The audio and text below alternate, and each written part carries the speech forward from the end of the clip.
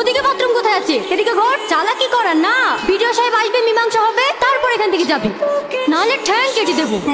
আমি মেয়ে পেয়ে গেছি, এই মেয়ের সাথে আমার লাত্রি বিয়ে দেবো, পারলে এই মেয়েই পারবি বৌমার সাথে টক্কর দিতে।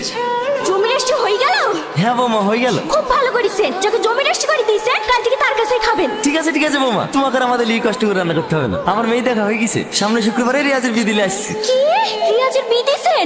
হ্যাঁ। আর ও বলে এসে থাকবে কোথায়? কেন বাড়িতে? আমার বাড়িতে উঠতে দেবো না। তুমি বাড়ি কোথায় বলি বৌমা? আমি এখনো মরিনি। এইটা তোমার মামি শাশুড়ি, সালাম করো। থাক, লাগবে না। যাও বৌমা ঘরে যাও। রিয়াজ চালাত বহুলি ঘরে যা। এই রিয়াজ, বউয়ের জন্য কাজের কথা ভুলে যাসনি, সকাল সকাল উঠে পারবি। ঠিক আছে মামি।